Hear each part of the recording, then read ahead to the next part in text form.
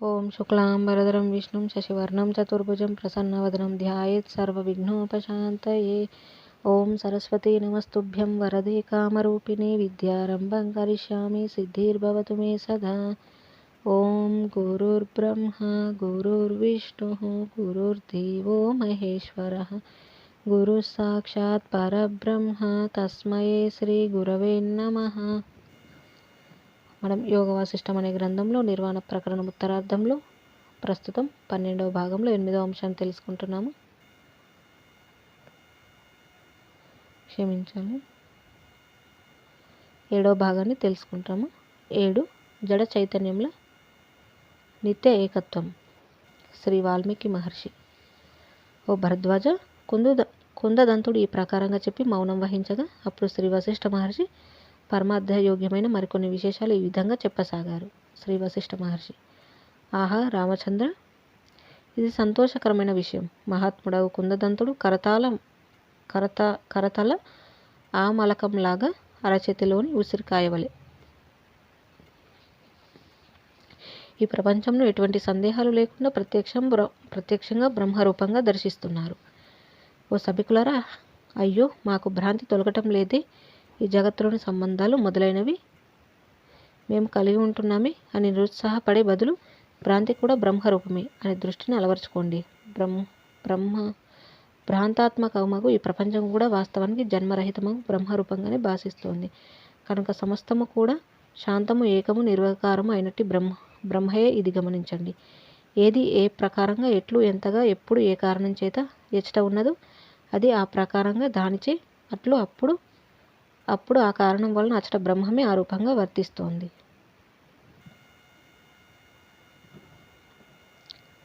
సమస్తము తానే అయి ఉన్న బ్రహ్మము ఇక ఈ సర్వము కూడా అయి శుభప్రదము, శుభరూపము, పరమశివరూపము, జన్మాది వికారములు లేనిది, మౌనస్వరూపము, జడత్వవర్జితము, జడత్వము అనేది లేనిది, పదార్థ శూన్యము, ప్రపంచవర్జితము, అనాది, సుస్థిరముగా ప్రకాశిస్తోంది. ఈ జగత్తు బ్రహ్మం యొక్క కల్పనా విభాగమే. బ్రహ్మము సర్వదా యథాతథం. దానికి అనన్యమైనట్టి మాయా స్ఫురణ చమత్కార విభాగం ఏ విశేషమును దృఢ సంకల్పంతో భాషింపజేస్తుందో ఆయా విశేషముగా విస్తారంగా అట్లే కనిపిస్తోంది. ఈ బ్రహ్మాండమంతా చిదాకాశం నందే ఉన్నది. సముద్రంలో ఒక జలకణం ఉన్నట్లుగా ఈ బ్రహ్మాండమంతా చిదాకాశంలో పరమాణువై ఉన్నది. అంతేకాదు, తన యొక్క అభ్యంతరమున జగత్తును కలిగి ఉండటం చేత చిదాకాశమే బ్రహ్మాండమై ఉన్నది. అనగా బ్రహ్మాండమే చిదాకాశం, చిదాకాశమే ఈ బ్రహ్మాండం. రెండు వేరువేరు అని చూచే దృష్టి భ్రమయే. కాబట్టి రామచంద్ర, ఈ సమస్త జగత్తు కూడా ఆది మధ్యాంతరహితము, పరిపూర్ణము, శాంతమగు చిదాకాశమే. ఇది గమనించమని సభికులందరికీ పదే పదే గుర్తు చేస్తున్నాను. ఈ శరీరం, నేను మొదలుగా గల వైచిత్ర రూపంలో బంధములు నశించిన వారే కేవలం నిర్వికారము, నిర్వాణ రూపము, యథాస్థితమగు బ్రహ్మరూపులై ఉండండి. మీరంతా దేహ మనస్వరూపులు కాదు, కేవలం బ్రహ్మస్వరూపులే. తత్వమసి.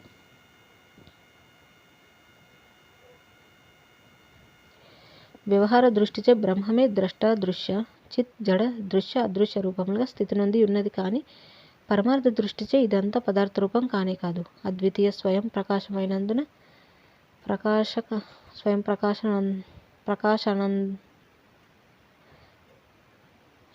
ప్రకాశానందైక స్వరూపం అగు ఆత్మయందే ఆత్మకు అభిన్నంగా స్థితి నొంది ఉన్నదై ప్రకాశిస్తుంది. అట్టి బ్రహ్మము ఇచ్చట ఆ రూపంతో వర్తిస్తుంది. అయినా కూడా నిజ చిదాకాశం నందు తన యథార్థ సచ్చిత్ స్వరూపమును ఏమాత్రం త్యజించటం లేదు. త్యజించకై ఇట్లు వర్తిస్తోంది. ఓ రామచంద్ర, ఓ ప్రియ సభికులారా, బ్రహ్మము మాయచే జగదృశ్యంగా అగుచున్నది అని మీరు తలచకండి.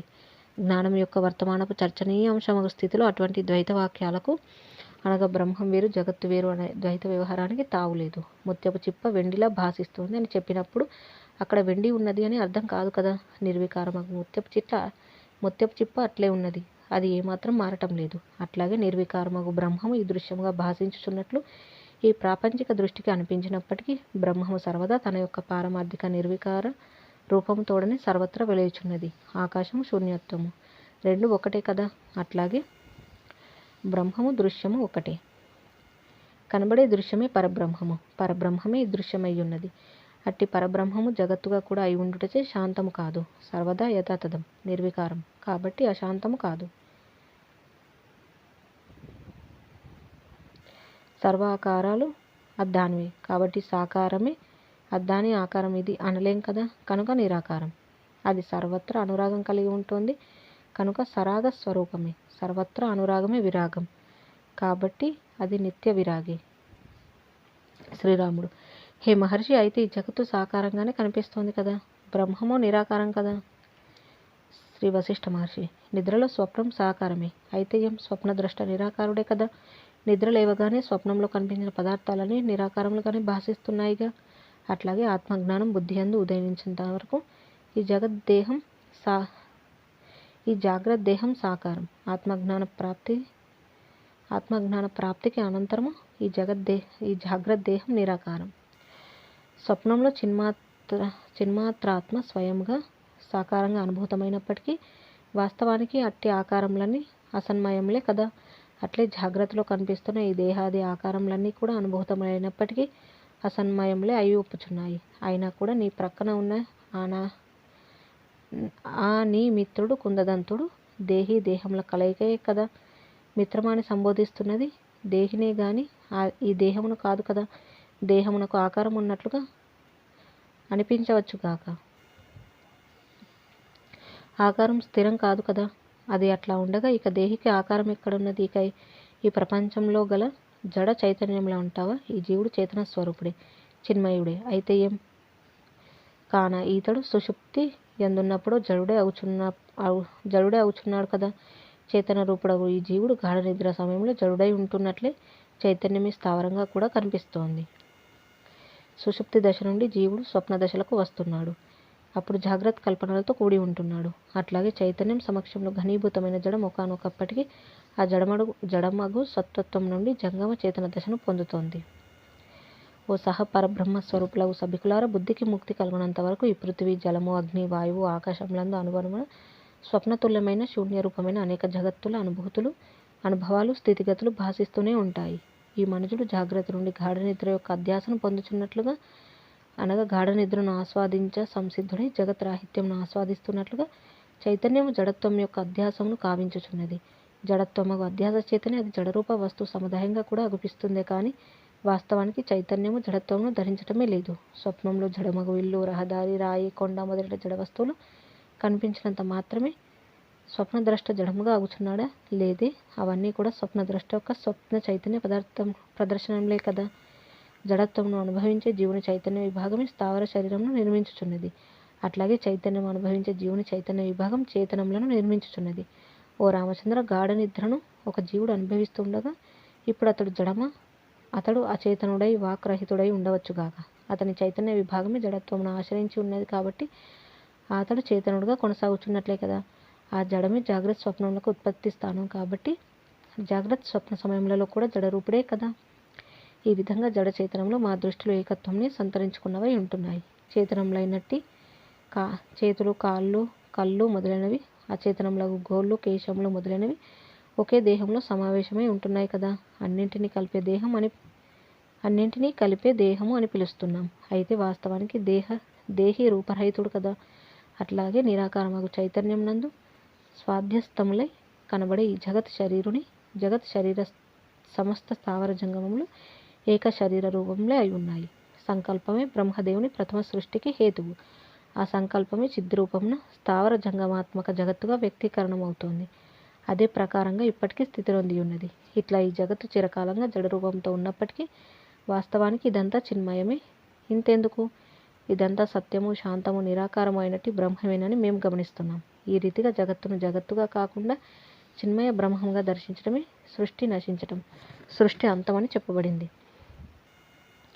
ఎందుకంటే పారమార్థికంగా చూస్తే ఈ జగత్తు ఎప్పుడూ లేదు కాబట్టి బ్రహ్మమునందు జగత్తు వ్యక్తీకరణం అవటం అనేది జరగటమే లేదు.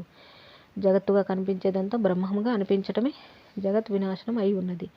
ఈ మార్గంగానే ఈ జగత్తు బ్రహ్మముగా సర్వం కల్విదం బ్రహ్మ విశ్వరూప చైతన్యంలో జగత్తుగా అనిపించటమే జగదుత్పత్తి. సర్వదా నిర్మల చైతన్యాలు ఎక్కడా లేదు. స్వరూపంలో ఎప్పుడు నిర్మల చైతన్యం నుండి లయిస్తున్నాయి. స్వప్నం యొక్క ఆది అంతం కల్పించబడుచున్నాయి.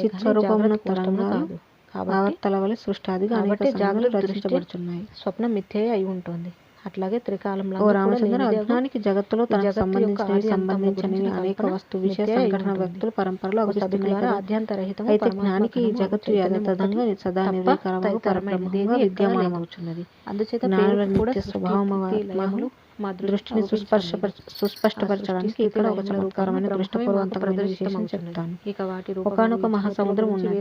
దాని యందు ఎక్కడో ఎందుకో ఏదో సమయంలో ఒకానొక తరంగం ఉత్పన్నమైంది. తదితర తరంగముల లాగానే అది సుదీర్ఘకాలం విశ్రాంతంగా మహాసముద్ర జలంలో అటు ఇటు సంచరిస్తూ ఎంతో చంచలత్వం, వేదన, శాంతి, శ్రమ పొందినదై ఉంది. అట్టి ఉద్వేగము, వేదనను తొలగించుకోవటానికి మార్గం అన్వేషించడం ప్రారంభించింది. చివరికి ఆ తరంగమును ఎవరో ఉద్బోధించారు. ఏమని? నీవు జలం నుండి ఉత్పత్తిని పొందావు, ఆ జలమునకు చేరగానే నీవు ప్రశాంతిస్తావు అని. అప్పుడు ఆ తరంగం జలం ఎక్కడ ఉంది అని దానిని దర్శించి దాని యందు లయముంది, ఇవన్నీ కూడా అతి కూడిన అన్వేషణ ప్రారంభించింది. అప్పుడు దానికి మరెవరో ఇట్లా బోధించారు, ఓ తరంగమ, నీవు జలంతోనే తయారయ్యావు, ఇక తరంగత్వముకు సంబంధించిన నామరూపాదులు నీ యొక్క భ్రమయే, నీవు జలమునకు వేరైన క్షణమే లేదు. జలమునకు అన్యంగాని నీవు జలం కోసం వెతకటం ఏమిటి? ఈ అంశాన్ని గ్రహించిన తరంగం పరమానందమును, పరమశాంతిని పొందినది. తన జల సంచారం లీలగా క్రీడగా కొనసాగించసాగింది. ఇప్పుడు నేను జలము అని గ్రహించి ఆ తరంగమునకు నేను ఈ తరంగత్వము అనే భాగం తొలగించుకునేది ఎట్లా, తొలగించుకునేది ఎట్లా అనే ఆవేదన ఉండదు కదా. చైతన్య మహాసముద్రం నుండి చైతన్య స్వరూపమే తరంగమే నేను అని గ్రహించిన తర్వాత ఇక నాకు మోక్షం ఎప్పటికీ ఈ జీవుడనే బంధం, ఈ దేహబంధం, ఈ దృశ్యబంధం ఇట్లాగే ఉంటాయా? తొలిగేది ఏమిటి అనే సంశయ, ఆవేదన, ఆందోళనలు ఉండవు. ఈ జగత్తు బ్రహ్మము అనేది జగత్తు బ్రహ్మము అనే సముద్ర జలం యొక్క తరంగమని భాషిస్తుంది. తరంగం ఉన్నప్పుడు లేనప్పుడు కూడా జలము సర్వదా జలమే అయినట్లుగా జగత్తు రెండు జగత్తుల భావం రెండు కూడా బ్రహ్మం యొక్క శక్తి చేతని స్థితి పొందినవచ్చున్నాయి.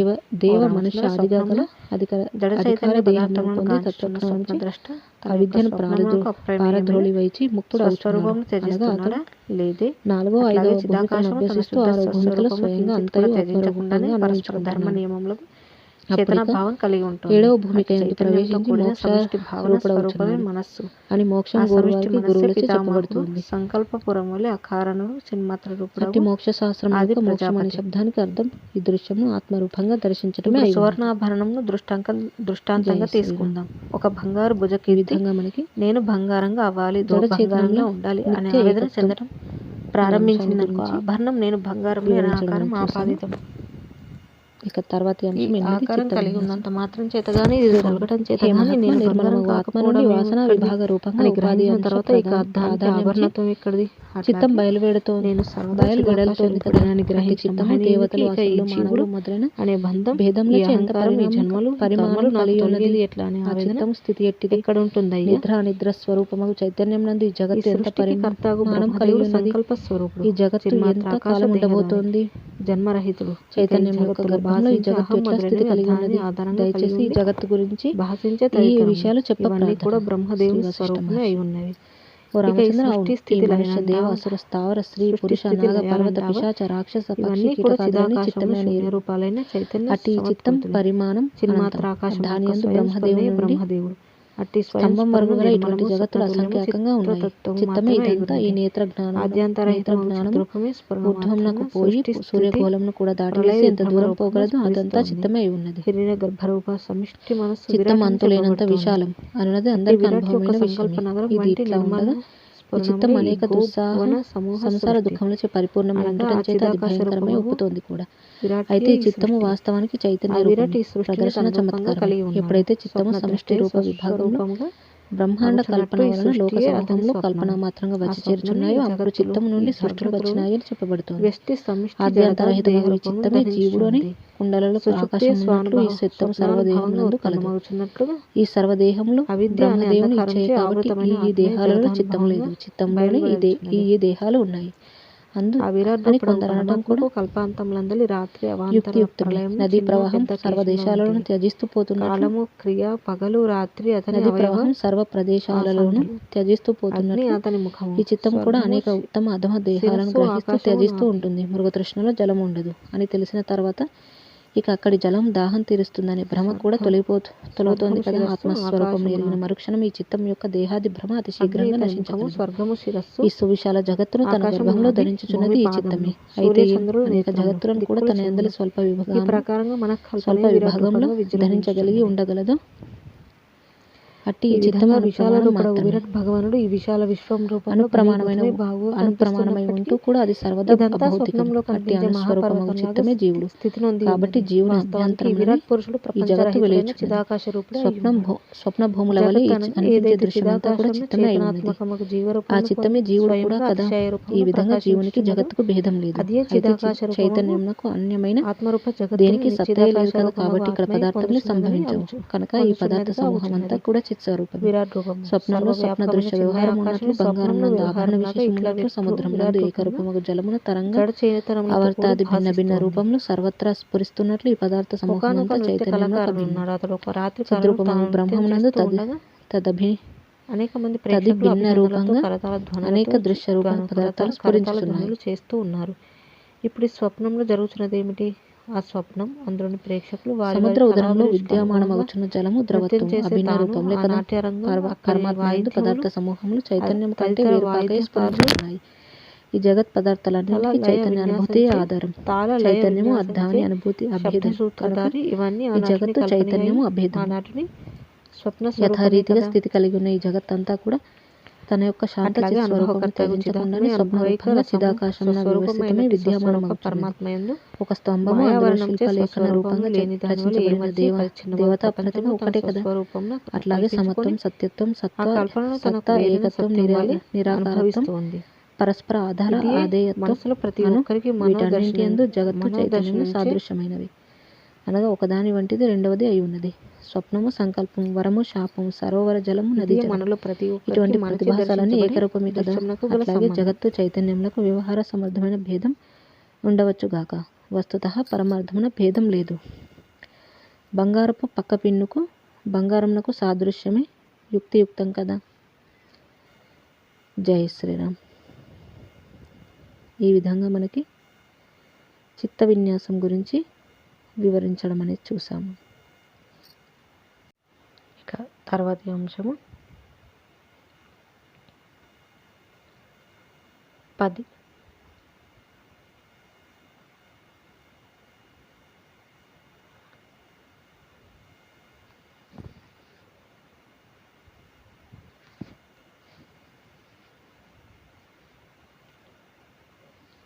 ఇక తర్వాతి అంశము 9.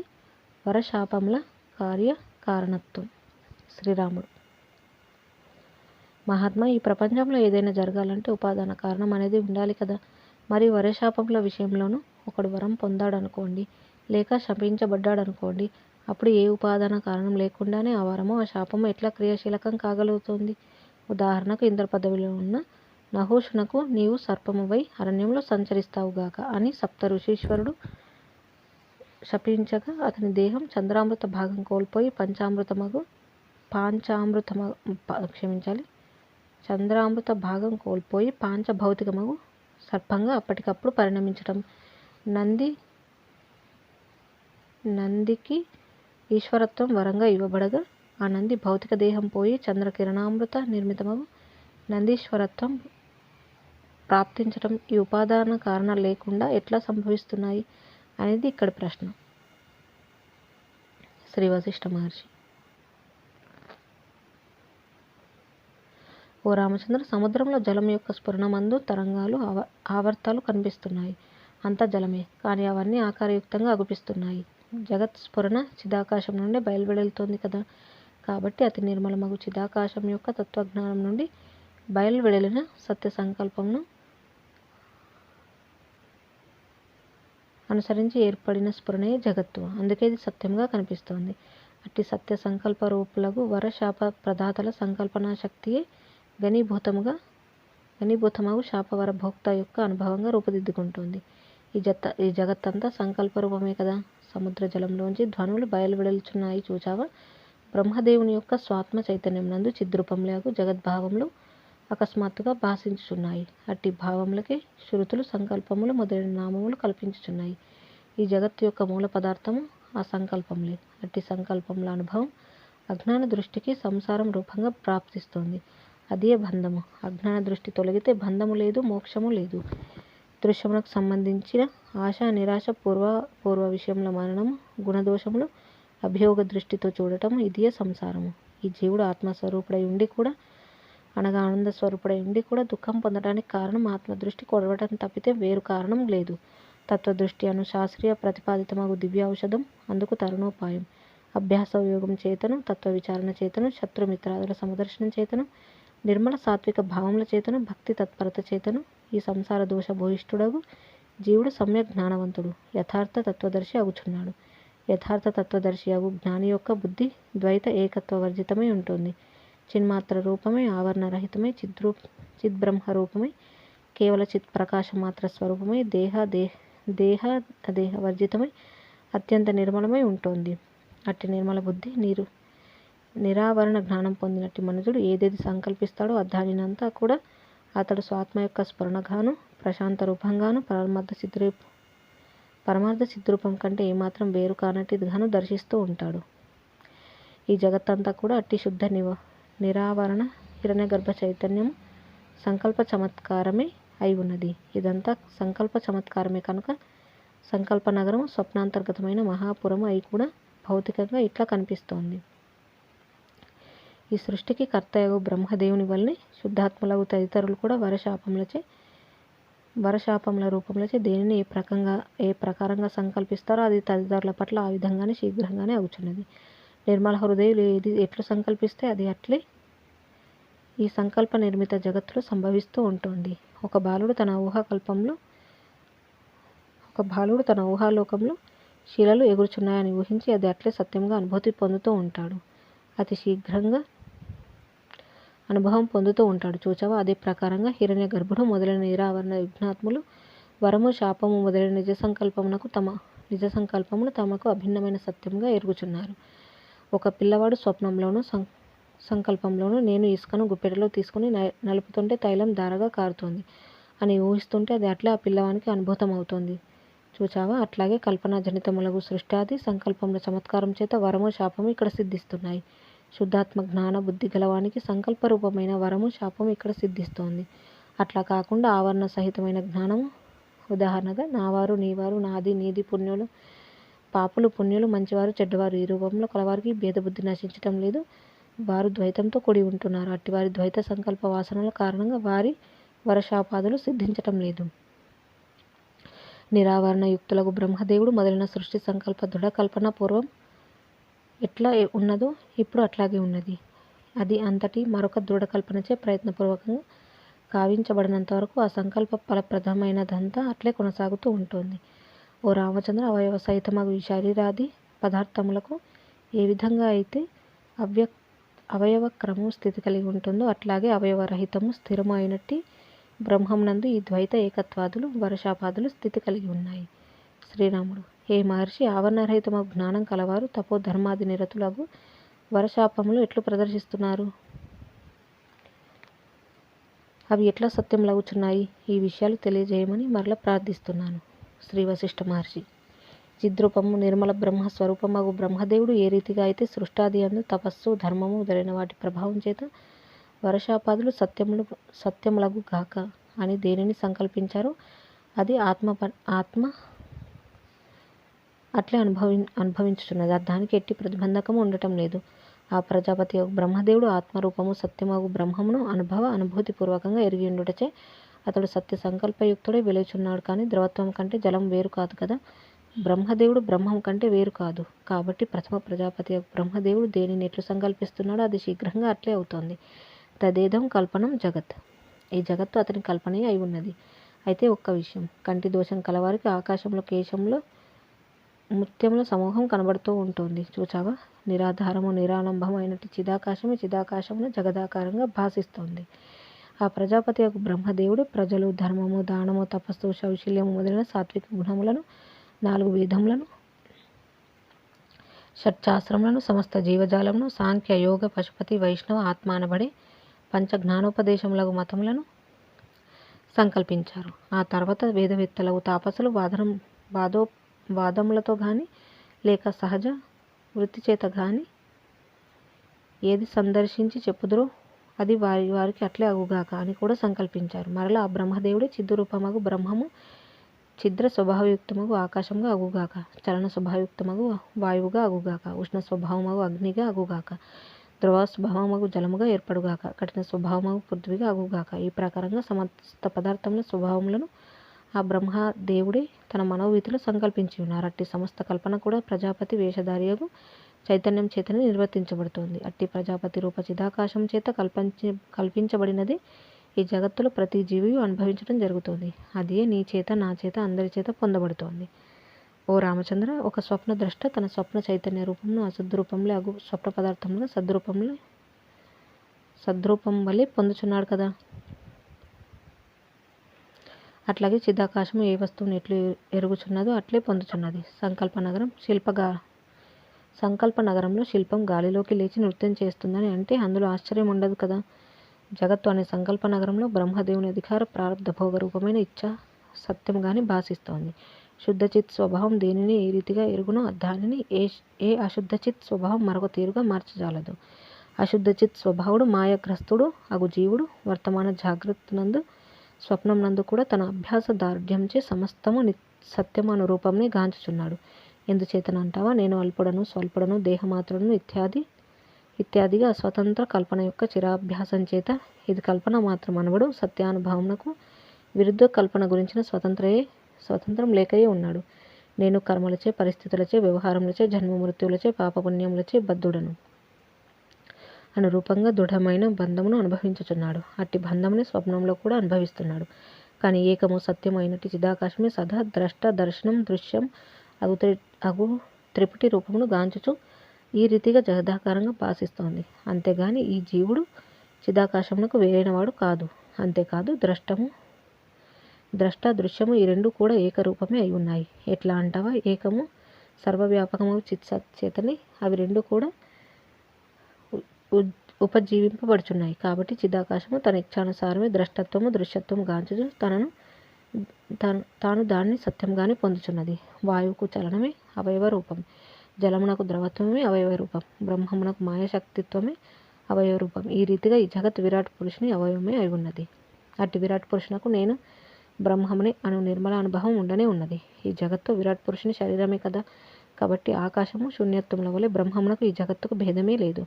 అందుచేత పర్వతము పైభాగం నుండి క్రిందకు గంగా జలధారలు పడుచున్నప్పుడు జలతుంపరలు గాలిలోకి ఎగిసి తిరిగి జలంలోనే లయం అవుతూ ఉంటాయి. చూచావా, అట్లా లయం కాక ముందు జలకణములు గాలిలో భాసిస్తూ ఉంటాయి. ఈ విచిత్ర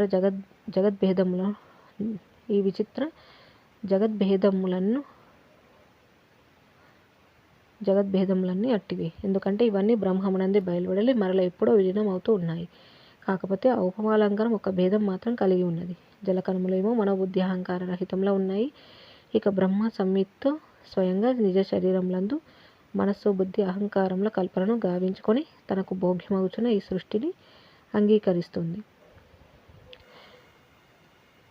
జలం ద్రవత్వమును అంగీకరిస్తున్నట్లుగా. ఓ రామచంద్ర, మనోబుద్ధి జనితమైన అజ్ఞానం యొక్క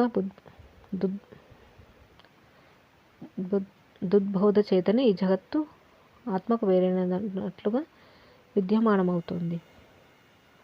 నేను అట్టి దుర్బోధ చేతనేనా మనోబుద్ధి జనితమైన అజ్ఞానం యొక్క దుర్బోధ చేతనే ఈ జగత్తు ఆత్మకు వేరైనదన్నట్లుగా విద్యమానమవుతోంది.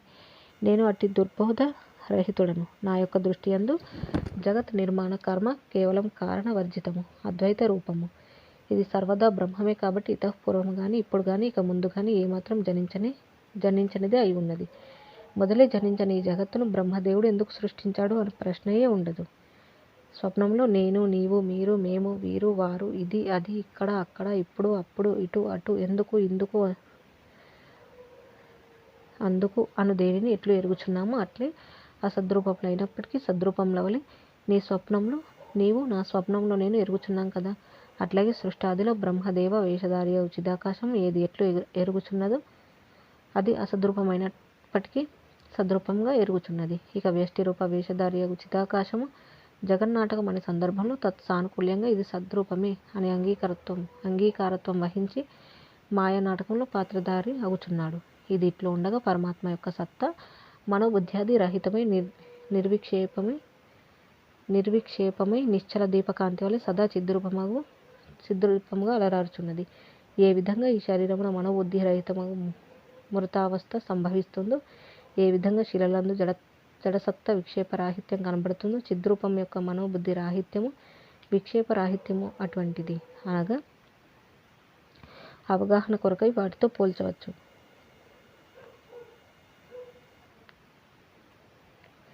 ఒకే నిద్రయందు స్వప్నము సుషుప్తి ఉన్నట్లే ఏకైక బ్రహ్మమునందు సృష్టి ప్రళయం ఉన్నాయి. చేతనారూపుడు అయి ఉండి కూడా ఈ మనుజుడు గాఢ నిద్ర సమయంలో సుషుప్తి స్థితి, ఒక శిల యొక్క స్థితిని అనుభవిస్తున్నాడు చూచావా? అట్లాగే పరమాత్మ కూడా ఈ జడ పదార్థముల స్థితిని అనుభవించుచున్నాడు. ఒకడు ఎక్కడో మరొక విషయంపై ఏకాగ్రతతో కూడిన ధ్యాస కలిగి ఉన్నప్పుడు, అతని ధ్యాస ప్రీతిపూర్వకంగా మరెక్కడో సంలగ్నమై ఉన్నప్పుడు, తన బొటన వ్రేలును గాని భుజములను గాని తాకుచున్న పిల్లగాలులు వస్తువుల స్పర్శ అనుభవమునకు రావు కదా. అట్లాగే శిలలయందు ఆత్మ విద్యమానమై ఉండి కూడా అవిద్యమాన ప్రాయమై ఆగుచున్నది. ఆకాశము, శిల, జలదులు ఆయా ఆకాశ దేవత, శిలాదేవత, జలదేవతలకు ఇదంతా మా శరీరమే అని అనుభూతం అగుచున్నది. అట్లాగే చిత్తరహితులకు మాకు సృష్టి కాలంలో ఈ సృష్టి అంతా మా శరీరమే అనురూపంగా అనుభూతమవుతోంది. అఖండము అనంతము కాలం నందు రాత్రి పగలు అసంఖ్యాకంగా ఏర్పడుచున్నట్లుగా అనంత స్వరూపుడగు పరమాత్మయందు అసంఖ్యాకములకు సృష్టి ప్రళయంలో భాసిస్తున్నాయి. ఓ రామచంద్ర, ఈ దృశ్యాది వ్యవహారంలో ఉండటం చేత కలత చెందవలసినదేమున్నది? ఆత్మ సర్వదా యథాతథం కదా. సముద్రమంతా శాంతమగు జలమాత్రమే అయినప్పటికీ స్వభావ సిద్ధంగానే ఆ సముద్ర జలంలో జలమునకు అనన్యంగా ఆవర్తములు, తరంగములు, వలయములు, బుడగలు మొదలైనవన్నీ ఏర్పడుచు స్ఫురిస్తున్నాయి కదా. అట్లాగే పరమాత్మ యొక్క స్వరూపము పరమశాంతము, నిర్లేపము, నిర్లిప్తమై ఉండగా దానియందు స్వభావ సిద్ధంగానే విషయముల యొక్క దర్శనములు, వాటి వాటి యొక్క రూపములు, మననములు, అనుభవములు, ఈశానములు, ఇచ్చలు ఇవన్నీ ఏర్పడుచున్నాయి. జలము సర్వదా నిరాకారమేగా. అదేవిధంగా ఆత్మయందు ఇవన్నీ లేవు. ఒకవేళ ఉంటే అవి ఆత్మకు అభిన్నం. సృష్టి లయములతో సహా సర్వము ఆత్మ యొక్క స్వభావమే అయి ఉండి, ఆత్మకు అభిన్నమే అయి ఉండి, ఆత్మ సర్వదా వీటన్నింటికి అప్రమేయమై, అతీతమై, అనునిత్య నిర్మలమై ఉన్నది. ప్రతి జీవుడు స్వతహాగా నిర్ద్వంద్వంగా ఆత్మస్వరూపుడే అయి ఉన్నాడు. ఇందులో సందేహించవలసినదేమీ లేనే లేదు. ఓ సర్వజనులారా, మీరంతా నిర్మలము అఖండము జగత్తుచే అస్పృశ్యము అగు ఆత్మయే స్వరూపంగా కలిగి ఉన్నారు. అట్టి ఆత్మయే పరమసత్యమై ఉండగా ఇక తక్కిన సృష్టి ప్రళయాలు ఆత్మ యొక్క లీలా విన్యాసములు మాత్రమే, స్వభావమే అయి ఉన్నాయి. ఆత్మయే మీ స్వభావము. ఈ జగత్తు మీ శరీరం అయినప్పటికీ శరీరమునకు శరీరి వేరే అయినట్లు మీరు నిశ్చలము సర్వగతము అగు ఆత్మస్వరూపులే అయి ఉన్నారు. ఆ మీ ఆత్మస్వరూపమును సర్వదా ఆస్వాదించి ఉండెదరుగాక. అట్టి మీ ఆత్మస్వరూపమును ఋషులమగు మేము సదా ఉపాసిస్తున్నాం. జై శ్రీరామ్. ఈ విధంగా మనకి వరశాపముల కార్యకారణత్వం అనే అంశాన్ని గురించి వివరించడం అనేది చూసాము. ఇక తర్వాతి అంశము మనకి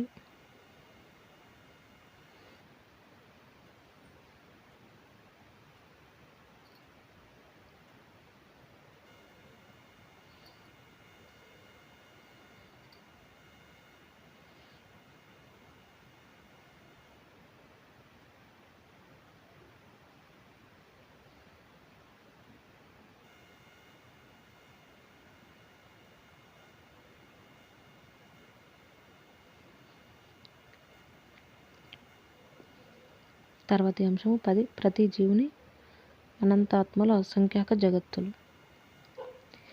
శ్రీరాముడు: హే మహర్షి, ఈ అసంఖ్యాక పదార్థముల యొక్క నియతి, కార్యకారణ భావాది నియమము ఎట్లా సంభవిస్తోంది? అగ్నికి ఉష్ణత్వం, జలమునకు ద్రవత్వం, తదితర పదార్థములకు ఆయా స్వభావం, ఇవన్నీ ఒకే విధంగా సుస్థిరంగా సుదీర్ఘంగా ఏ కారణం చేత స్థితి పొంది ఉంటున్నాయి? ఎందుకంటే జాగ్రత్త పదార్థాలలో నియతి కనిపిస్తోంది, కానీ స్వప్నంలోనూ మనోరథంలోనూ ఇటువంటి నియతి కనబడటం లేదు కదా. జాగ్రత్త పదార్థాలకు ఎట్లా ఈ నియతి ఏర్పడుతోంది? ఉదాహరణకు అసంఖ్యాకులకు దేవతలు ఉన్నప్పటికీ అందు సూర్యుడు మాత్రమే ప్రచండ మహాప్రకాశయుక్తుడై వర్తిస్తున్నారు. దివారాత్రములు సమయ నిర్ణయం రోజుకు 24 గంటలు ఇట్లా ఏర్పడి ఉంటుంది. ఈ నియతి ఎట్లా ఏర్పడి ఎట్లా కొనసాగుతోంది? శ్రీ వశిష్ఠ మహర్షి: ఓ రామచంద్ర, స్వప్నంలో ఏ ఏ పదార్థములు ఏ ఏ రూపంచే భావిస్తున్నాయో అదంతా కాకతాళీయ న్యాయంచే అట్లా భాసిస్తోంది కదా. అట్లే బ్రహ్మదేవుని యొక్క ఆది సృష్టి యందు కాకతాళీయ న్యాయం ఏ చేత ఏ పదార్థం ఏ రీతిగా స్వయంగా భాషిస్తుందో అదే ప్రకారంగా అర్ధక్రియాదులతో నియతమై నేటి వరకు స్థితి నొంది ఉండటం జరుగుతుంది. అట్లా నియతమై కార్యకారణ రూపంతో యథారీతిగా వర్తిస్తున్న దానిని జగత్తు అని పిలుస్తున్నాం. కనుక పదార్థముల యొక్క స్వభావములకు బ్రహ్మదేవుని ఇచ్చయే హేతువు. ఓ రామచంద్ర, ఈశ్వరుని యొక్క ఇచ్చయే ఈ కనబడుతున్నదంతా. సర్వశక్తిమంతుడగు ఈశ్వరుని సత్య సంకల్ప సంవిత్తి యొక్క చమత్కారమే ఇది. ఆ సత్య సంకల్ప సంవిత్తిచే ఏ పదార్థం ఏ ప్రకారంగా సృష్టాది యందు భాషించుచుందో అదే ఈ ప్రకారంగా నియతి రూపంగా ఉంటుంది. అయితే సంవిత్తి యొక్క భావన మాత్రమే కదా ఇదంతా. ఆలోచనలచే ఆలోచించువాడు బంధింపబడటం ఏమిటి? ఒకటి భావనచే ఆ భావికుడు బంధించబడుచున్నాడు అన్నది ఎంత అర్ధరహితము. నిర్విషయము సంవిత్తు నియతిచే బద్ధము అనున్నది అంతే అర్ధరహితము. మాయారూపం మాత్రమైన ఈ జగత్తు బ్రహ్మమునందు యథారీతిగా ఈ స్థితిని కలిగి ఉండి చిరకాలం అద్దాని చైతన్య శక్తిచే భాషిస్తూ ప్రళయకాలంలో ఇది సూక్ష్మత్వం పొందినది భాషించనిది అగుచున్నది. నిద్రలేవగానే అనేక ప్రాపంచిక విషయాలు అనుభవమవుచుండగా గాఢ నిద్రా దశలో అవన్నీ సూక్ష్మస్థితిని పొంది రహితం అవ్వటం ప్రతి జీవుని దైనందిన అనుభవమే కదా. ఇది అట్టిదే. ఈ విధంగా సర్వ వస్తువుల యొక్క అర్ధక్రియాశక్తి దైనందిన అనుభవమే కదా. ఇది అట్టిదే. ఈ విధంగా సర్వ వస్తువుల యొక్క అర్ధక్రియాశక్తి ఆత్మ యొక్క విలక్షణ లక్షణమే కాబట్టి ఆత్మ వలన ఇది కూడా అనాదియే అయి ఉన్నది. ఆత్మ యొక్క అనాదియగు జగత్ కల్పన సందర్శన విశేషమే నియతి అని శబ్దంచే ఉద్దేశింపబడుతుంది. ఏ బ్రహ్మమైతే స్వయంగా ఇది అగ్ని ఉష్ణము ఇది జలము శీతలము ఈ ప్రకారంగా భాషిస్తుందో ఇట్టి సృష్టి సంహార రూపధారియగు బ్రహ్మమే నియతిగా అనుభూతమవుచున్నది. నియతని వర్ణించబడేది అది. ఓ రామచంద్ర, జలం కంటే ద్రవత్వం వేరే కానే కాదు కదా. ఏ స్ఫురణ అయితే జాగ్రత్తలోను స్వప్నంలోను సుషుప్తిలోను స్వయంగా సంభవిస్తుందో అది నిర్మలం ఏకమైనట్టి చిద్రూప బ్రహ్మము కంటే వేరు కాదు సుమ. ఆ స్ఫురణయే నియతి అనే అనుభూతిని సిద్ధింపజేస్తుంది. ఆకాశమునకు శూన్యత్వము, కర్పూరమునకు సుగంధము, అగ్నికి ఉష్ణత్వం ఎట్లు సహజము, ఏ విధంగా అయితే ఆ శూన్యత్వ సుగంధ ఉష్ణత్వాదులు ఆకాశ కర్పూర అగ్నులకు వేరైనవి కాకయే ఉన్నాయో అట్లాగే జాగ్రత్త స్వప్న సుషుప్తులు చైతన్యమునకు వేరైనవి కావు. చిన్మాత్రాకాశ స్వరూపము ఏకము అగు బ్రహ్మమునందు దానికి అభిన్నమైన సత్తా కలిగి ఈ సృష్టి స్థితి ప్రళయంలో అనాది ప్రవాహ రూపంగా ఏర్పడి ఉంటున్నాయి. కాబట్టే ఈ దాని యందు ఇవన్నీ నియతము అనబడే అర్ధక్రియా సామర్థ్యం కలిగి ఉన్నవై ఉండగలుగుచున్నాయి. సృష్టి చైతన్యము తన యొక్క స్ఫురణ దేనినైతే ఇది సృష్టి కదా అని ఎరుగుచున్నదో అదే సృష్టి రూపమును అలరారుచున్నది. అది ఏ నియతి రూపమును ప్రదర్శితమవుతోంది. క్షణకల్పములు చైతన్యం యొక్క స్ఫురణ దేనిని చూచి ఇది కల్పమని ఎరుగుచున్నదో అది వాస్తవానికి క్షణమే అయినప్పటికీ కల్పం రూపమై ఆ చైతన్య స్ఫురణచే పొందబడుతోంది. అట్లాగే ఈ చైతన్యము దేని పట్ల ఏ ఉద్దేశంతో కూడినదే ప్రసరిస్తుందో అదే సంసారము, బంధము, స్వస్వరూపము, మంచి చెడు, అభియోగము, వాస్తవము, అవాస్తవము, స్వల్పము, దుర్లభము, ఇది అది, ఇట్లు అట్లు, ఇట్లు కాదు అట్లు కాదు, ఈ విధంగా ఆయా రూపములుగా ఆ చైతన్యం యొక్క ఉద్దేశ స్ఫురణే అగుచున్నది. అట్టి చైతన్య స్ఫురణ ఏ రూపాలుగా దాల్చుచున్నదో అది ఏ నియతి. చిత్ స్ఫురణ దేనినైతే ఇది సృష్టి అని భావన చేస్తుందో అది జగత్తుగా అనుభవం అవుతుంది. అది క్షణమును కల్పం అని తలిస్తే అది కల్పం అవుతుంది. కల్పము ఇది క్షణికం అని భావిస్తే అది క్షణికం మాత్రమే అవుతుంది. కాబట్టి రామచంద్ర, చైతన్యం యొక్క స్ఫురణను అనుసరించి సర్వనియమ వ్యవస్థ వర్తించడం జరుగుతోంది. శ్రీరాముడు: స్వామి మహర్షి, మీరు చెప్పేది ఆశ్చర్యంగా ఉన్నదే. ఈ జగత్తులో కనిపించే వస్తు వ్యవహారిక కాల పరస్పర సంబంధములు మొదలైన వాటితో కూడిన నియతి అనేది స్వకీయమైన చైతన్యం యొక్క స్ఫురణ లేక ఎరుక యొక్క చమత్కారమేనంటారా? ఇది మీరు చెప్పిన విధంగా అనిపించటం లేదే. శ్రీ వశిష్ఠ మహర్షి: స్వప్నంలో కాలము, నియతి ఇవన్నీ కనిపిస్తున్నాయి కదా. ఆ కాలమును నియమించేదెవరు? స్వప్నద్రష్టయే కదా. ఆ స్వప్నంలోని సంఘటనలు వాటికి అర్థములు కల్పిస్తున్నదెవరు? స్వప్న కల్పన చేసే స్వప్నద్రష్ట యొక్క స్వప్న చైతన్య స్ఫురణ కాకుండా మరొకరెవరు ఆకాశంలో ఉండి నీ స్వప్నంలో వస్తువు, క్రియ, కాలము, వ్యవహారము, భయము, ఆశ్చర్యము, దుఃఖము మొదలైనవి కల్పించటం లేదే. స్వప్నంలో ఏ చిన్మాత్ర స్ఫురణ కలదో అదే కాలము, అదే క్రియ, అదే ఆ స్వప్నంలోని తదితరములన్నీ కూడా కదా. స్వప్నంలోని ఆకాశం ఉదయం మధ్యాహ్నం సాయంకాలం కూడా అది. ఇంతెందుకు, స్వప్నంలో కనిపించేదంతా కూడా ఆమూలాగ్రం స్వప్న చైతన్య స్ఫురణచే కల్పించబడి ఆ స్వప్న చైతన్య స్ఫురణచే ఆయా రూపములుగా నిజమైనట్లుగా అనుభవించబడుతోంది అనే మాట అయినా ఎవరైనా కాదనగలరా? ఇప్పుడు జాగ్రత్తకు వద్దాం. ఇక్కడి బాహ్యమందలి రూపాదులు, అభ్యంతరమందలి మనఃసంకల్పాదులు, ఇక్కడ అనుభూతమవుచున్న దేశకాల క్రియాదులు ఇవన్నీ కూడా అదే చైతన్య స్ఫురణ యొక్క జాగ్రత్త కల్పనలోని విభాగంలే. ఏ కాలము చైతన్యంచే స్ఫురింపజేయబడుచున్నదో, ఏ పదార్థంలో చైతన్యంచే ఇది ఇట్లు అని కల్పన గావించబడుచున్నదో అదే నియతి. అట్టి నియతి యొక్క రూపమంతా కూడా చైతన్యం యొక్క స్ఫురణ మాత్రమే అయి ఉన్నది. ఒక నిమిషం మొదలుకొని ఒక కల్పం వరకు ఉండునట్టి ఏ పదార్థములు అయితే ప్రదర్శితమవుచున్నాయో అవన్నీ కూడా ఏకైక స్ఫురణచే అట్లట్లు పొందబడుచున్నాయో అదే స్వభావమని, స్వభావతత్వమని బాగుగా ఎరిగిన విశాల బుద్ధులకు మహనీయులు నిర్వచిస్తున్నారు.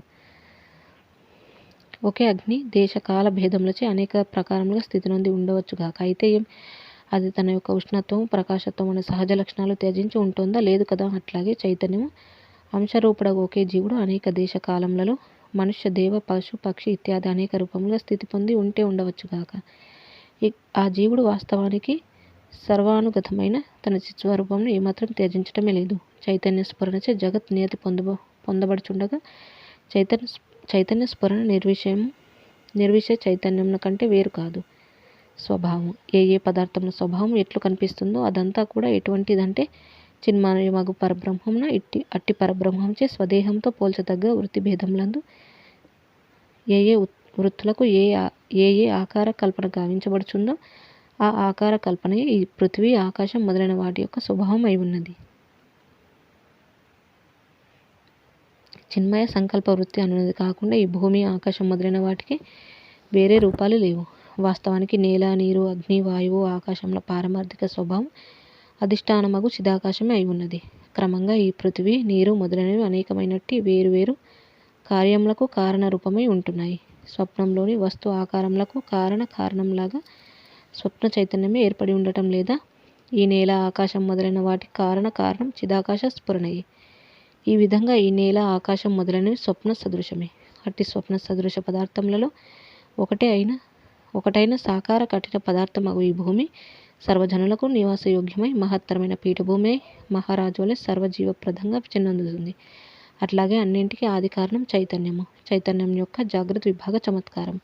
గంగా మొదలైన నదీ జలములకు సముద్రం కారణం. అగ్ని మొదలైన తేజమయ పదార్థములకు సూర్యుడు కారణం. చలనములన్నింటికీ వాయువు కారణం. శూన్యత్వమునకు ఆకాశం కారణం. ఇవన్నీ కార్యకారణములుగా అయి చెన్నొందుచున్నాయి.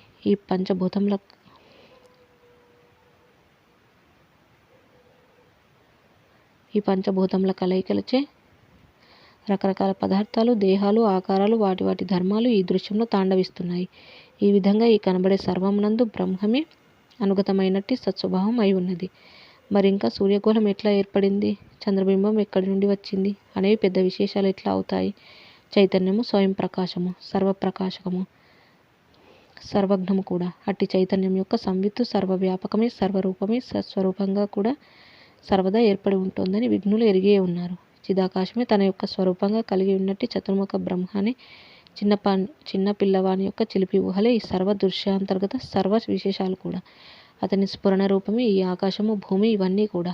ఆటలో అంతా కల్పించబడి ఆట ముగియగానే అందులో సర్వ విశేషాలు మటుమాయమవుతాయి చూచావా. అట్లాగే ఎప్పుడైతే సర్వజ్ఞుడు సంవిత్ స్వరూపుడు అయిన బ్రహ్మదేవుని భావన సంరంభమైనట్టి ఈ స్థూల సూక్ష్మ ప్రపంచం ఉపసంహరించబడుతుందో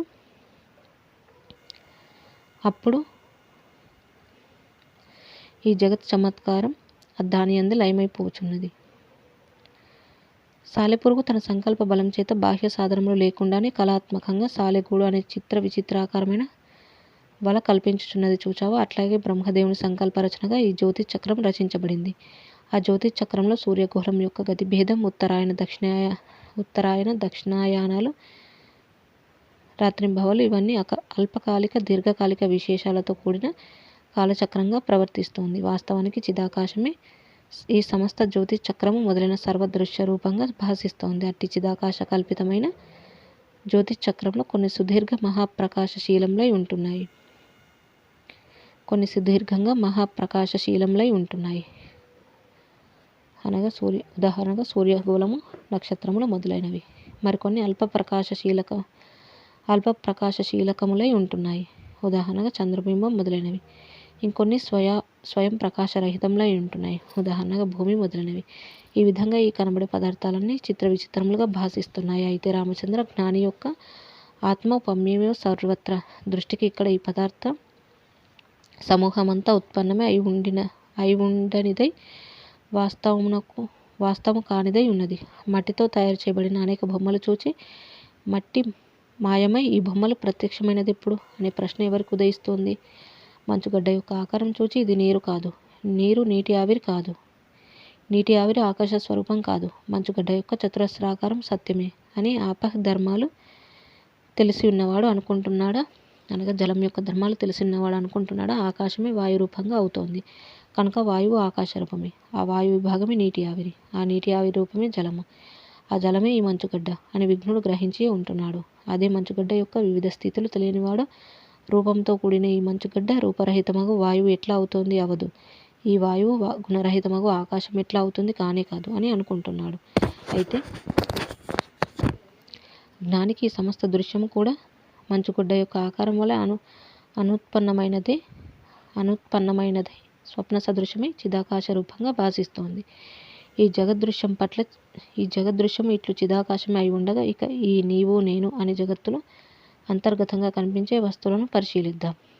నీవు నేను అనురూపంగా మనలో ఒక్కొక్కరికి స్వస్వరూపంగా అనుభూతం అవుతున్నది చిన్మాత్రమే. అదే నీవు నేను ఇత్యాదులుగా భాసిస్తోంది. ఇక మనోబుద్ధి చిత్తాది అంతరంగ విభాగాల గురించి వేరే చెప్పేదేమున్నది? ఏ చిదాకాశము నీవు నేను అయినట్లుగా కనిపిస్తుందో, ఏ నేను నీవును ఆశ్రయించి మనోబుద్ధి చిత్తాదులు కనిపిస్తున్నాయో ఇవన్నీ కూడా జ్ఞానికి కేవలం చిన్మాత్ర రూపంగా యథాతథమై కనిపిస్తున్నాయి. ఈ నేను నీవు మొదలైనవి దేహములు నశించినప్పుడు తాము కూడా నశిస్తున్నాయని ఘనీభూత జగదృశ్య దృష్టిచే అనిపిస్తుందేమో. మంచు కరిగితే ఆకారంతో సహా ఆ పదార్థం నశించిందా? లేదే. అది జల రూపంగానో వాయు రూపంగానో మారవచ్చుగాక. వినాశనం అనేది ఎక్కడిది? ఏ చిన్మాత్రము నేను నీవు ఇత్యాదులుగా కనబడుతుందో అయ్యది వాస్తవానికి దృశ్య రూపంగా భాషించటము లేదు, నశించటము లేదు. అనగా స్వప్నంలో దృశ్యంలాగా చిదాకాశమే చిదాకాశం నందు చిదాకాశ సంకల్పం చేతనే జగదాకారంగా భాసిస్తోంది. ఈ జగత్తు చిదాకాశం కంటే వేరైన మరింకే రూపము లేదు. అట్టి ఆ చైతన్యమునకు సృష్టాది యందు ఏ పదార్థం ఏ రూపంగా స్ఫురిస్తుందో అది ఆ ప్రకారంగానే అర్థానికి అనుభూతమవుతోంది. ఎంతవరకు ఏదేది వస్తురూపంగా విద్యమానమై ఉన్నదో అంతవరకు వాటితో తాదాత్మ్యం నొందినదై స్ఫురించిన రూపం కలిగి ఉన్నదగుచున్నది. చైతన్యం యొక్క స్వకీయ స్ఫురణయే స్వభావం, చైతన్యం యొక్క స్ఫురణయే నియతి, బ్రహ్మదేవుని భావనయే సృష్టికి మూలం. కనుక ఇదంతా భావనా రూపమే. ఆ బ్రహ్మసత్తా చిదాకాశ రూపడవు బ్రహ్మదేవుని యొక్క సంకల్ప భావనా శరీరంలో శబ్ద తన్మాత్ర స్థితిచే ఆకాశంగాను, సర్వ తన్మాత్ర స్థితిచే వాయువుగాను, శబ్ద తన్మాత్ర స్థితిచే ఆకాశంగాను, స్పర్శ తన్మాత్ర స్థితిచే వాయువుగాను, ఈ విధంగా విత్తనంలోంచి మహావృక్షంలాగా ఆగుచు మహాప్రశాంతంగా స్థితి నొంది ఉన్నది. బ్రహ్మసత్తయే అయి బ్రహ్మసత్తగానే స్థితి నొంది ఉన్నది. శబ్ద తన్మాత్ర నుండి అనగా ఆకాశం నుండి స్పర్శ తన్మాత్ర వాయువు, స్పర్శ తన్మాత్ర నుండి తేజో తన్మాత్ర అగ్ని, తేజో తన్మాత్ర నుండి రస తన్మాత్ర జలము, రస తన్మాత్ర నుండి పృథ్వీ తన్మాత్ర. ఈ విధంగా భౌతికాత్మకమైన ఈ జగత్తు క్రమంగా ఉత్పన్నమైనదగుచున్నది. అయితే రామచంద్ర, ఆకాశాత్ వాయు, వాయురగ్ని, ఆపః పృథ్వీ ఇత్యాది ఈ క్రమమును గురించిన కల్పన అజ్ఞానుల యొక్క తత్వబోధ కొరకై మునులచే ప్రతిపాదించబడుతోంది. అంతేగాని ఈ సృష్టి వాస్తవమైన సత్యమని ప్రతిపాదించడం కొరకై వారి ఉద్దేశం కాదు. ఈ సృష్టి నామరూపాత్మకమైన సత్యత్వము మూర్ఖులగు వారి చేత మాత్రమే వెతకబడుతోంది. ఎందుకంటే బ్రహ్మసత్తు జగత్తుగా ఉదయించదు, మరల జగత్ రూపంగా అస్తమించదు. శిల యొక్క గర్భం వలె అది సదా పరమశాంత రూపం వహించి ఉన్నది. ఈ జగత్తంతా పరమార్థ సత్తచే సత్యము, నామరూపాది వ్యవహారములచే అసత్యం అయి ఉన్నది. అవయవయగు పరమాత్మ యొక్క అవయవ రూపమగు ఈ దృశ్యము అనంత రూపమై ఉన్నది. తదవయవ ప్రాయములగు ఈ జగద్రూపాణువులు అట్టి ప్రతి ఒక్క జగద్రూపాణువులు అసంఖ్యాక ప్రాణి సమూహంలో అట్టి ప్రతి ప్రాణి యొక్క అనువనమున అనేక జగత్తులు ఇవన్నీ అనంత సంఖ్యా రూపములుగా అయి చెన్నందుచున్నాయి. సముద్రంలో తరంగాలు, ఆ తరంగాలలో జలబిందువుల వలె, ఆ జలబిందువులలో జల పరమాణువుల వలె అసంఖ్యాక బ్రహ్మాండములు, అట్టి ప్రతి ఒక్క బ్రహ్మాండంలో అసంఖ్యాక జగత్తులు, అట్టి ప్రతి ఒక్క జగత్తులు అసంఖ్యాక జీవులు, ఆ ప్రతి ఒక్క జీవునిలో అసంఖ్యాక జగత్తులు ఇవన్నీ కూడా పరమార్థంలో అనంత రూపంలే. అవన్నీ పరమాత్మయందు ఉదయించక అస్తమించక వెలయుచున్నాయి. ఆకాశమున ఆకాశం ఉన్నట్లు బ్రహ్మమని చిదాకాశమున జగత్తు అని చిదాకాశం కలదు. బ్రహ్మ సత్త కంటే వేరుగా జగత్ సత్తా లేదు. ఈ జగత్తు చిద్రూపమే అయి ఉండగా ఇక ఇది ఉదించటం ఏమున్నది, అస్తమించటం ఏమున్నది? జై శ్రీరామ్. ఈ విధంగా మనకి ప్రతి జీవుని అనంతాత్మలు అసంఖ్యాక జగత్తులు అనే అంశాన్ని గురించి వివరించడం అనేది చూసాము. మిగిలిన అంశాలను గురించి మళ్ళీ తెలుసుకుందాము. జై శ్రీరామ్. కాయేన వాచా మనసేంద్రియైర్వా బుద్ధ్యాత్మనా వా ప్రకృతే స్వభావాత్ కరోమి యద్యత్ సకలం పరస్మై నారాయణాయేతి సమర్పయామి. స్వస్తి. ఓం తత్సత్.